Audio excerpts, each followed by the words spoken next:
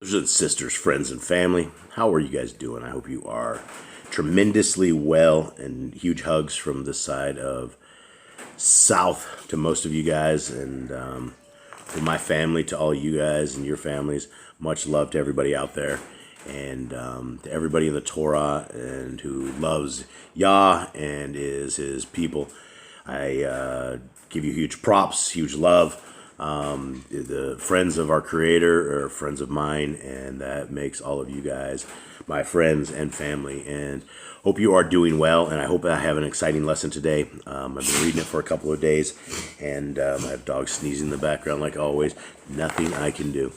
So, I've been working on this for a couple of days, and just found these particular pictures today, and I thought it was kind of interesting because I didn't actually know how big these suckers were. And, I've read scriptures about millstones, forever, and I did not realize the size and extent of these things. And they're all crazy with people's text all over it. But you can see the enormity of this bad boy. And when you start looking into the size of these things, they are absolutely huge. And this little site right here that I found, what is the average weight of a millstone? They say it's up to 1,500 kilograms. Most millstones weigh hundreds of pounds. The weight of the runner stone is significant, up to 1,500 kilograms, so 3,300 pounds. And it is the weight combined with the cutting action from the porous stone and a patterning that causes the milling process. Millstones themselves come in two base types: a solid stone, typically made of sandstone or granite, or a composite stone. And I thought it was interesting right here. The story is repeated in 2 Samuel 11:21 as a parallel for the death of Uriah the Hittite. What is amazing and what speaks of Abimelech's strength was that the millstone did not instantly kill him. So he got smushed with a millstone. So when we're looking at these kind of things and we're looking at the size of this, see, this is another millstone. This is a different kind of millstone, and I think they put their stuff in the middle, or they put it on the top and grind around it. I'm not sure how that actually works. Maybe it all goes and fills in the middle. So, and we'll always have dogs barking, so it's no big deal, folks. So there's a lesson today that I want to get to that I think is very, very interesting. And it's not just about millstones, but it does have a big talk about it. And so this is Mark 9:1. And he said unto them, Amen, I say unto you, that there be some of them that stand here, which shall not taste death till they have seen the kingdom of Elohim come with power. And a lot of people think that is the rapture. They talk about this being the rapture. But when he's talking about this right here, how does this statement become true? Well, the statement becomes true when the Messiah died, right? And so the Messiah is basically the king of the kingdom to come. The kingdom to come is going to have our Messiah as the king. And so all those people, so he's telling them a statement that there's some there that will not see death till they have seen the kingdom of Elohim come with power. And so that statement would be true when Messiah, YAHUSHUA, is resurrected in 3 days, right? The power of Elohim has come. Man, our Father's Son has been brought back to life. Verse 2, and after 6 days, YAHUSHUA takes with him Kepha, which is Peter, Yaakov, Jacob, and Yochanan, John, and leads them up into a high mountain apart by themselves. And he was transfigured before them. And his raiment became shining, exceedingly white as snow, so as no fuller on earth can white them. And so I tried to figure out what that word fuller meant exactly. And so when I took that into the king, it's essentially anyone, right? And so the clothes became dazzling white, whiter than anyone in the world could bleach them. So that's what he is saying with that. Verse 4, and there appeared unto them Eliyahu with Moshe, and they were talking with YAHUSHUA. And so when you're talking about Eliyahu, you're talking about Isaiah. So, it's Elias, excuse me. And in the king, when we look at this. It's Elias, or in the NIV, it's Elijah, who it is talking about. And that is very interesting because I think the Messiah was pointing towards what the Jews believe their Messiah is going to be, is Eliyahu reappearing. And so, verse 5. And and there appeared with them. Yep. So verse 5. And Kepha answered and said unto Yahushua, it said to Yahushua, Rabbi, it is good for us to be here, and let us make 3 sukkot, which is a booth, one for you, one for Moshe, and one for Eliyahu. For he knew not what to say, for they were sore afraid. And there was a cloud that overshadowed them, and a voice came out of the cloud saying, This is my Yaqid, hear him. And again, this is, if our Creator and His Son were the exact same people, if He wouldn't come out and say, "This is my Yaqid," and it's Yaqid, properly united, but it means beloved son, right? And so it is that I have beloved sons as well, Yaqid. And so verse 8, and suddenly, when they had looked around about, they saw no man any more, save Yahushua, only with themselves. And as they came down from the mountain, he charged them that they should tell no man what things they had seen till the son of Adam were risen from the dead. And there's so many implications. The son of Adam is obviously Yahushua. And so he's talked about before, the Gospels in this text as being the son of Adam.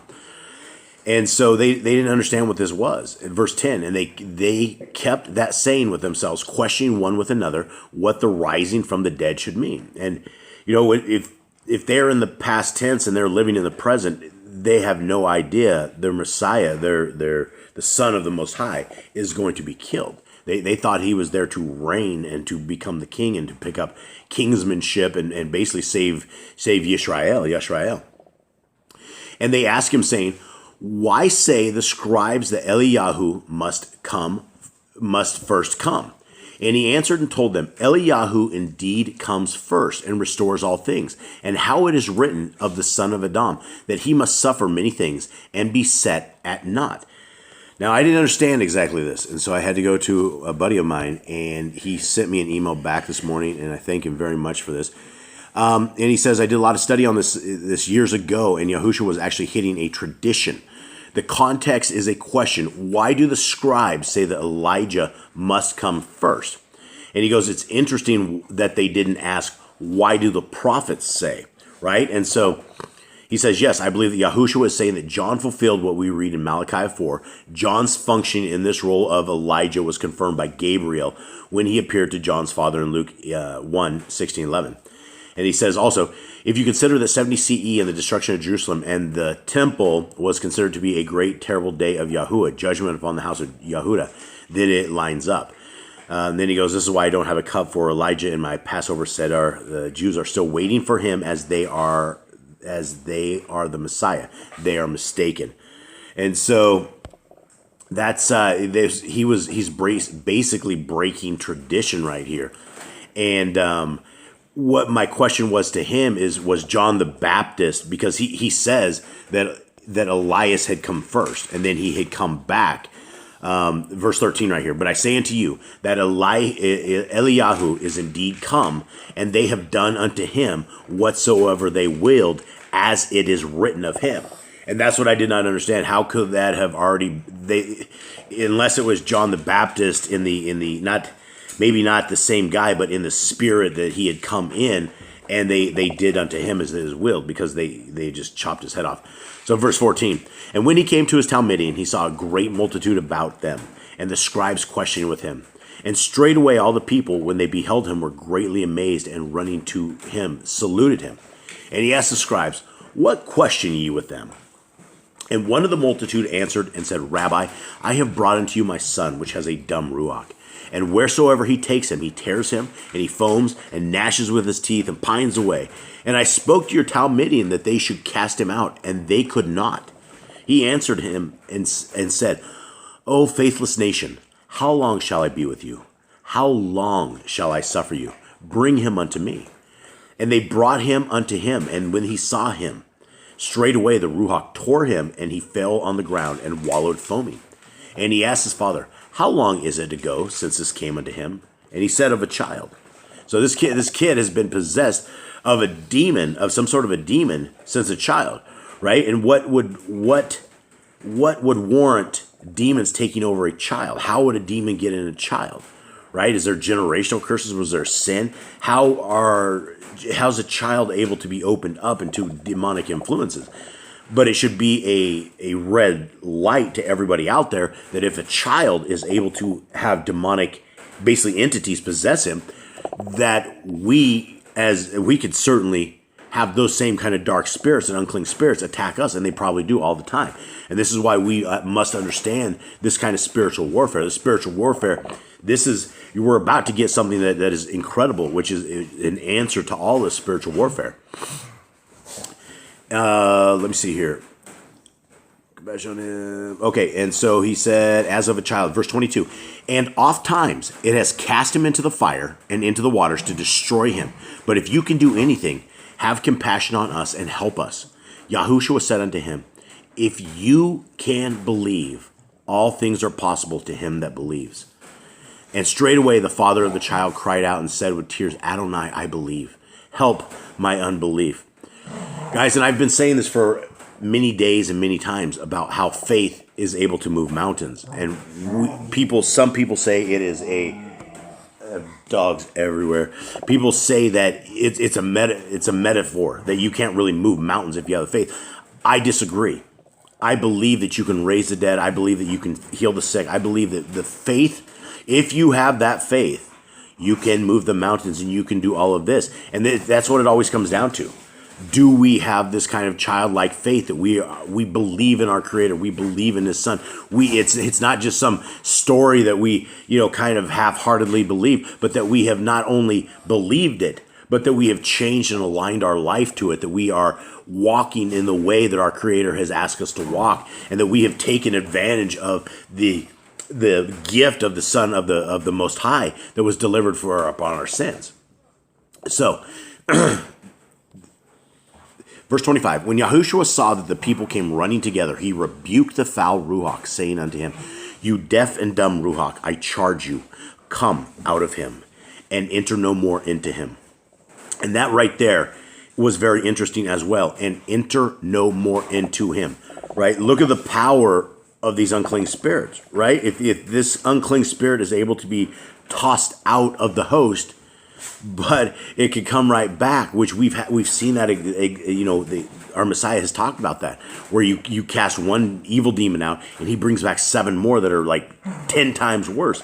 So there's different layers of evil and there's just different layers of evil, and they will try to take us in many different levels. And this one tried to kill this guy. He tried to kill the kid all the time.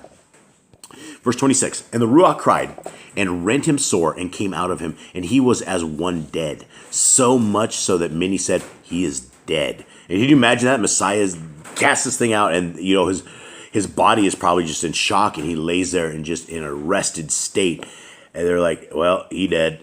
Verse 27, but YAHUSHUA took him by the hand and lifted him up, and he arose. And when he was come into the house, his Talmudian asked him privately, why could we not cast him out? And this is something, these guys were given this authority and this power to get rid of demons and to do this stuff. And finally, they ran across something more powerful than they didn't know how to deal with it. And this is an answer right here. This is the answer to spiritual warfare. Verse 29, and he said unto them, this kind can come forth by nothing but prayer and fasting. Okay. So right there, we know that the prayer and fasting has a power in the spiritual world. So when you are fasting, when you are depriving your system of food that it craves, there's a power in that supplication.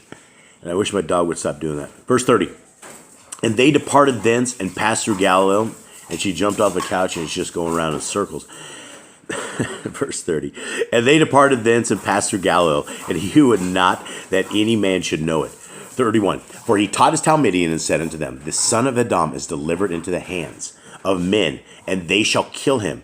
And after that he is killed, he shall rise the 3rd day. But they understood not that saying, and were afraid to ask him. And he came to Capernaum. And being in the house, he asked them, what was it that ye disputed amongst yourselves by the way? But they held their peace, for by the way they had disputed among themselves who should be the greatest. And he sat down and called the 12 and said unto them, if any man desire to be first, the same shall be last and servant of all. Of all times, I wish I should show you guys this at one of these times. It's a doghouse around here.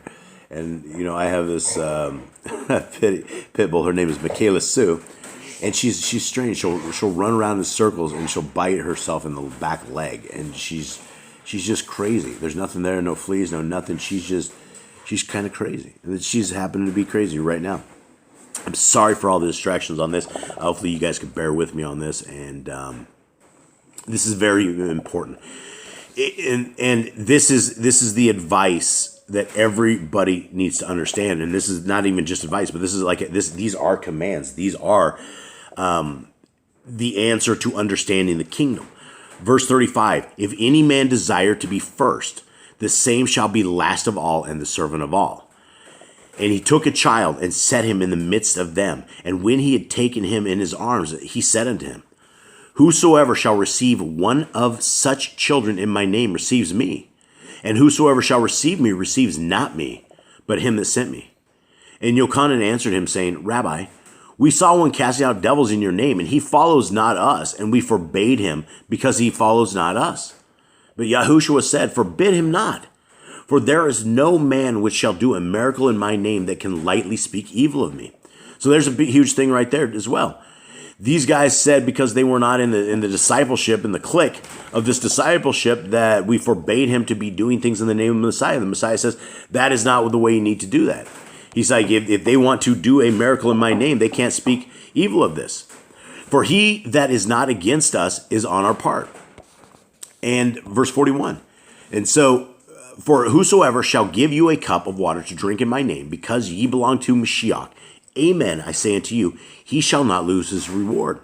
And whosoever shall offend one of these little ones that believe in me, it is better for him that a millstone were hanged about his neck, and he were cast into the sea. What? It is better for somebody to have a millstone tossed around their neck and tossed into the sea. How could this be a better ending? But what are these people doing? These are the people that carry on generational curses and abuse the children, right? When you offend the little ones, when you take the faith and steal the soul of a child, you've stolen. You are damned on a whole nother level, right? The people that abuse the children and that hurt the children, you're all damned on another level, right? We are to protect the children, the innocent, the widows, those who cannot protect themselves. That's what we're to do. Verse 43, and if your hand offends you, cut it off. It is better for you to enter into life maimed than have two hands to go into Gehenna, into the fire that never shall be quenched. Listen, where their worm dies not and the fire is not quenched. And if your foot offends you, cut it off. It is better for you to enter into life than having 2 feet to be cast into Gehenna, into the fire that never shall be quenched. Gehenna is just another word for hell, right? It's a valley. It's an Ivri word. It's a valley in Jerusalem, but it's also another word for hell. It's a lasting place, the everlasting place, Gehenna. Sheol, right? Another word for Sheol. And so you're going to say about this, how can that be true? Could you really cut your hand off? Look, if you are some sort of a pedophile and you cannot stop being a pedophile, it is better for you to cut your hand off than be able to use that hand to offend this. So your soul is worth more than your sexual desires of being a sicko, right? Yes, if you're running to great evil and you do great evil, it's better that you cut your foot off than it is that you are able to go in. So you're legless and you're unable to commit the sin that you were committing. Is this real? Should this be advice? Yeah, absolutely. If you are stuck in that kind of sin and your soul is in danger, cut your hand off or cut your foot off and save your soul. It is that important that you lose your limb, and that's the point of this whole thing. And then it says in verse 46, where their worm dies not and the fire is not quenched. What does that mean? It means that it is an unbearable place. It is a place that is not good. It is a place that it is not a place you want to be. The worms die not. How do the worms die not? Right? And the fire is not quenched. It's a very bad place. It's a place you don't want your soul. Verse 47, if your eye offends you, pluck it out. Same thing. It is better for you to enter into the kingdom of Elohim with one eye than having two eyes to be cast into the fire of Gehenna. Same thing. Same thing. If you have a porn addiction, you're doing evil things with your eyes, it is better for you to lose an eye and struggle with one eye than it is to go back to that great evil where you cannot stop. That people are going to say I'm crazy, but that is what our Messiah is saying. So 49, for everyone shall be salted with fire. So this is the ending, right? This is Gehenna. It sounds like a really great place to be, right? Everyone is salted with fire. And anybody who's been in a fire, everybody knows the power of fire. You don't want to be salted with fire. That is the last thing that you want to be salted with. Maybe acid, but probably fire. Probably fire would hurt worse. And every sacrifice shall be salted with salt. Salt is good, but if the salt have lost his saltness, wherewith will ye season it? And this is the final advice on this chapter. Have salt in yourselves and have peace one with another. So what does that mean? That you should be salty. It means that you should be spreading the light of the word. You should be telling people the Besorah, the good news. Don't become just stagnant. Don't become an unflavored, useless endeavor. If salt has lost its flavor, you're not going to salt anything. It just becomes little rocks that'll dissolve and become like water, right? So it is that important that we are holy in everything that we do. Guys, I hope you learned something from this. Sorry I'm rushed. I have a cold today, so I'm trying to get through this chapter, and I hope you guys are blessed. Much love to everybody out there. I'm out.